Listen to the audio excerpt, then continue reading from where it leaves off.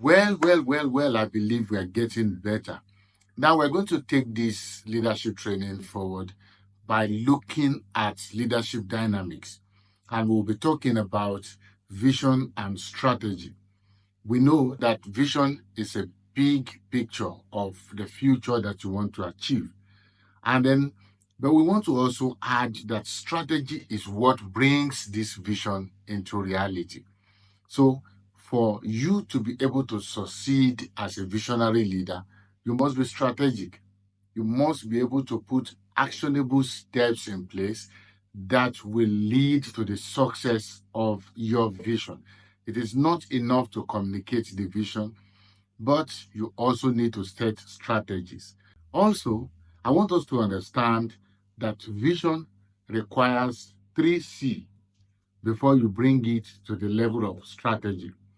And that is, you need to craft the vision, you need to cast the vision, and communicate the vision.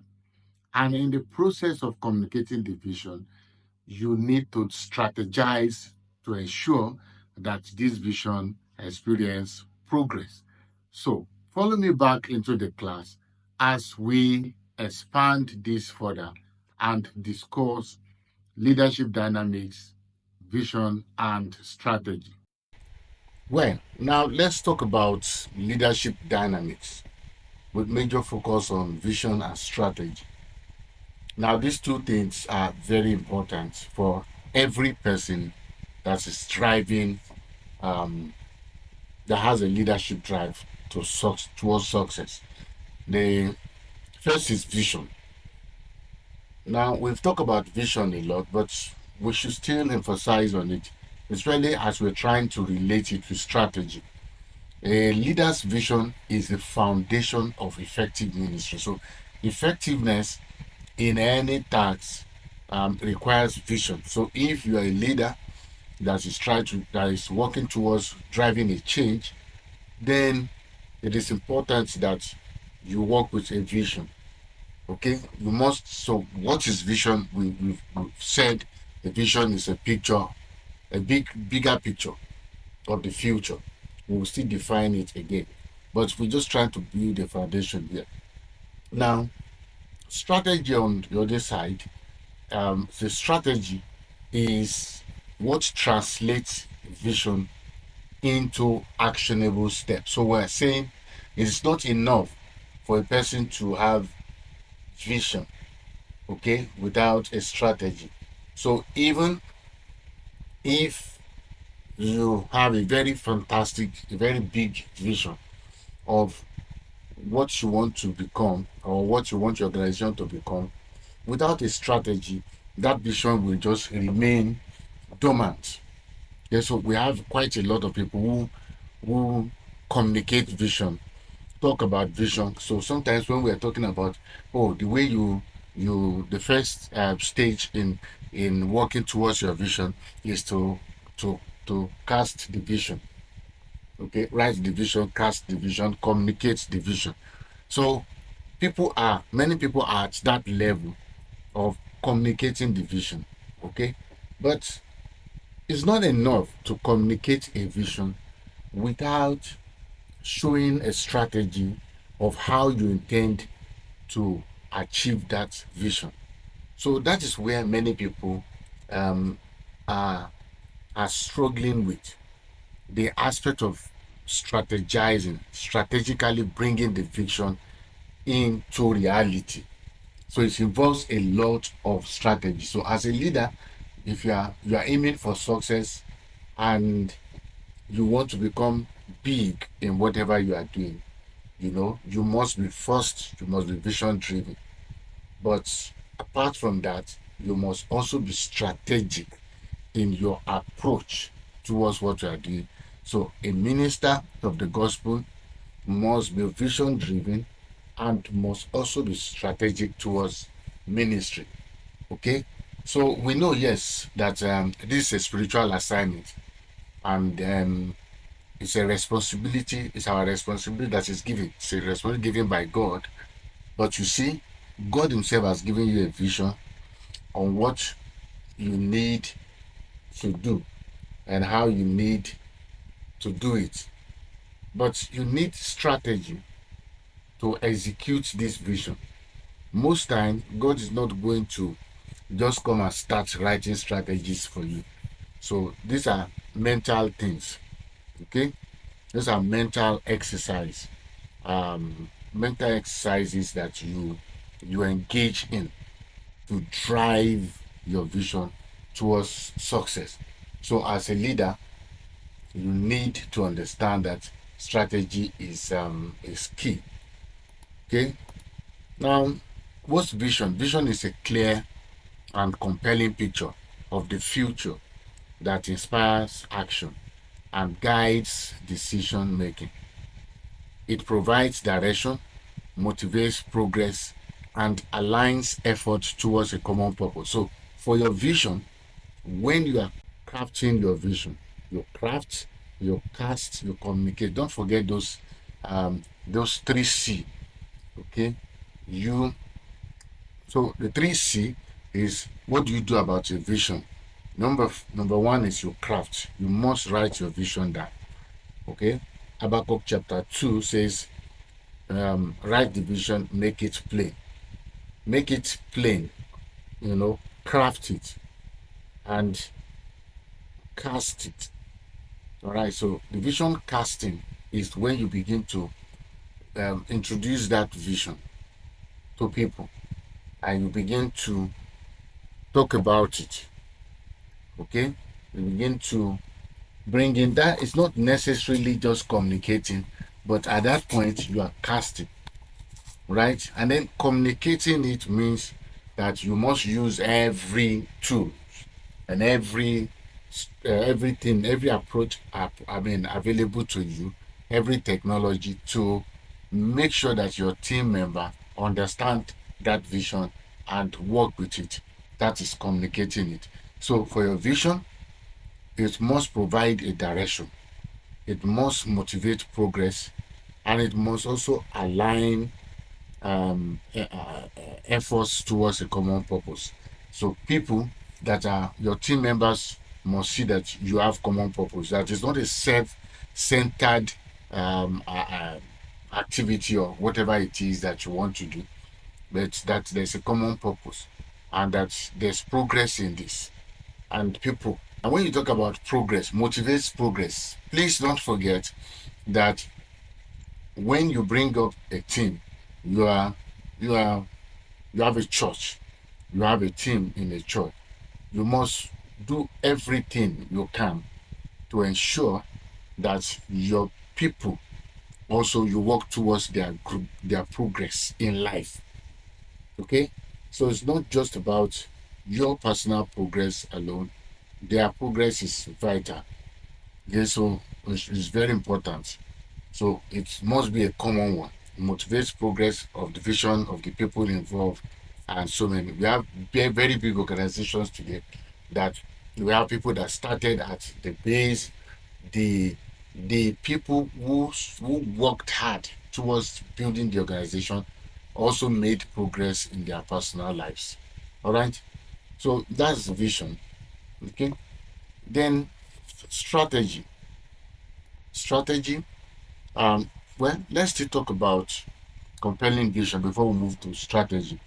So, for vision, leaders can develop a compelling vision through these practical steps. So, how do you ensure that your vision is compelling, that people will follow you? Number one is to seek clarity, make it clear. You understand? You must understand the needs of people. So it's not a self-centered project. You must understand the needs of the people. Then you must define the destination. Okay? So if if people are traveling on a journey and there's no destination, then it means they'll go anywhere. That's why they say if there's no particular direction on the road, everywhere looks like it. So you can just go anywhere. But that vision is not about just going anywhere. A vision must define what are the needs. It must be clear. You must understand needs and that the vision is here to meet a need. Define the destination. This is where we are going. All right. Then communicate it effectively. Then invite people to participate. Invite participation. So if you're going to succeed in your vision, you must invite people to participate. So it's not going to be just you and you alone.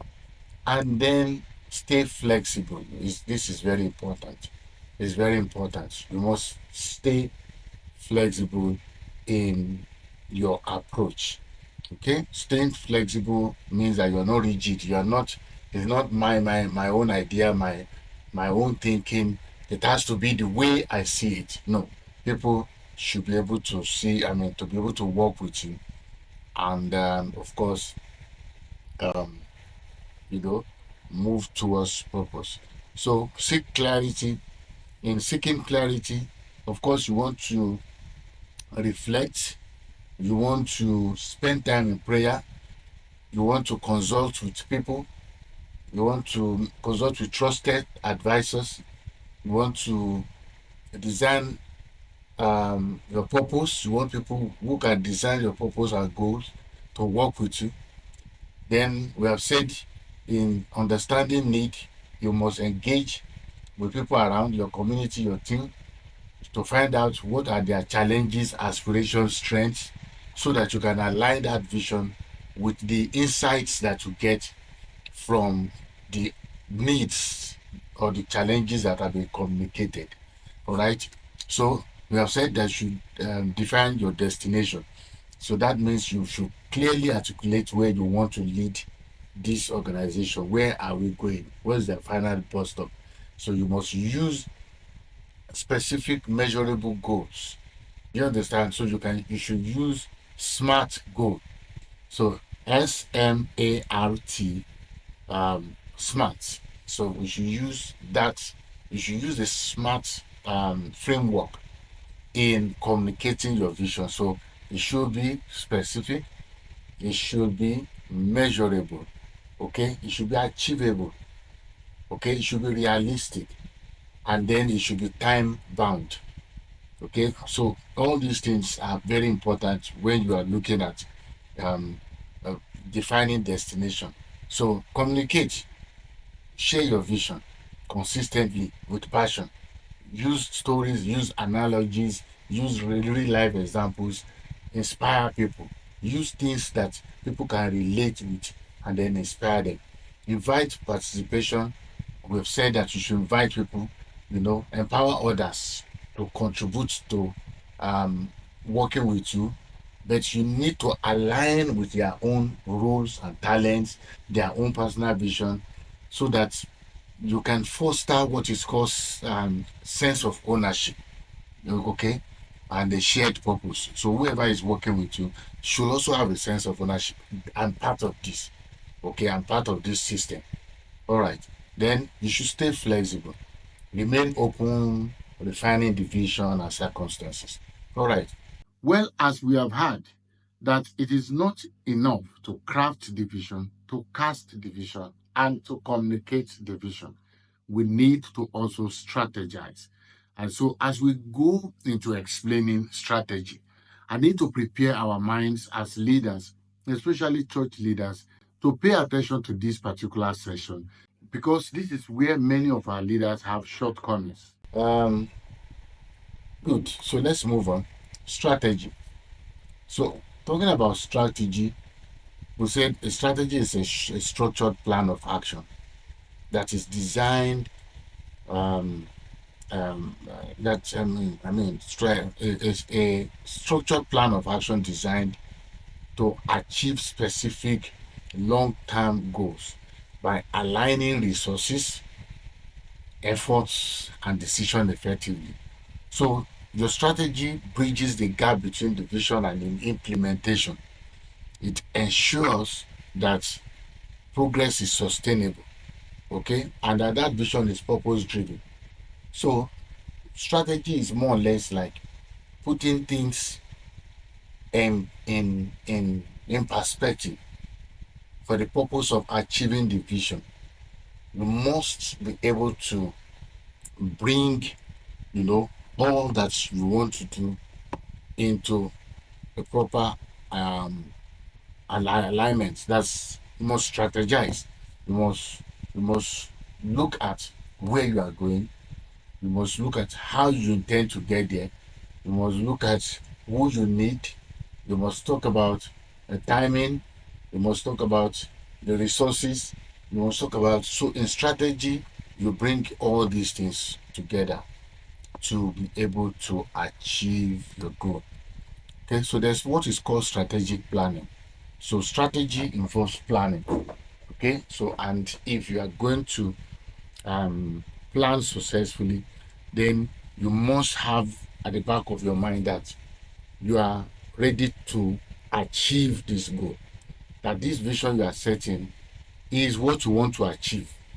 Okay, so it's not so that, okay, like for instance, you can have a vision that you want to reach 2,000 people in 2 years with a particular kind of message.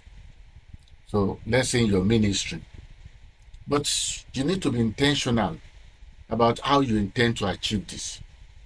Okay, so you don't just say we have 2,000 people, or we want to have 2,000 people in this church, and this is what we want to do to bring these 2,000 people. That's a strategy. So you must set achievable goal, assessing the progress, adjusting strategies. They are very key. Check, set the achievable goal. Look at where you are before you can talk about where you are going. So that's why record is very important. Record keeping is very important. I'm going to be doing from time to time. I'm going to be doing training on how to prepare church record, the standard church record. As a matter of fact, I have a template that communicates that. Now, record is very important because when you keep record, you are able to understand where you are coming from. You're able to see, before you begin to set goals, you're able to see where you are coming from. For instance, for maybe from 2022 to 2023, you were able to have 100 members. Your growth is 100 people. Maybe you grew from um, 20 to 120. So you added 100. Now, you look at all what you have done and your activities. Now, you cannot from there say, okay, by the end of 2023, you want to have 2,000 or you want to have 3,000. Now, it may seem as if, yes, by faith, you can do it. But by looking at your previous record, you need to strategize to know, is there anything outstanding that we can do to move from 100 to 2,000? So otherwise, why not from 100 to 300? And then if you now go beyond that, then you can say that you have gone beyond your goals. All right. So you must look at what you have. So leaders can employ specific tools and framework such as SWOT analysis. So SWOT analysis talks about your strength. You must look at your strength. You must look at your weaknesses. You can look at the opportunities and the threats. So because before you begin to set your goals, what are your strengths? So that you can leverage on them. You can use the strength and then you can work on it to build it. Okay, this 20, that from 20 we moved to 100 was because we had this advantage. Maybe that strength was a very good auditorium, was a very nice choir, very nice music, coming from the church, and fantastic. So that's your strength. So you can still upgrade that, upgrade the auditorium to become better, upgrade the music to become more, you know, uh, inspiring and appealing. That should be your strength. Then you look at your weakness. So your weakness may be that, well, the type of messages that are coming from the altar is not very it's not very encouraging. So that's a weakness. So you may look at, oh, what do we do?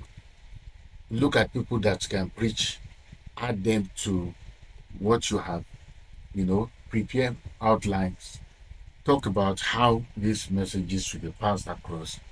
You work on your weaknesses. Then opportunities that are around you, you need to look at it. Are there opportunities that may come from everywhere that may make things better for you? You look at those opportunities around and you leverage on it. And then if there are threats around, maybe around your church, you need to address them, or you need to see how you can manage them. So SWOT analysis is good. So it will help you to evaluate your ministry current state. Then you can also use the SMART framework. That is, in setting out your goals, it has to be specific, it has to be measurable, it has to be achievable, it has to be relevant and time bound. Time from this time to this time is when we want to achieve this. We have said something about make it measurable. Making it measurable is like, okay, for instance, you talk about two different perspectives. Now, um, so somebody says, wow, we are going to grow this church and make it very big.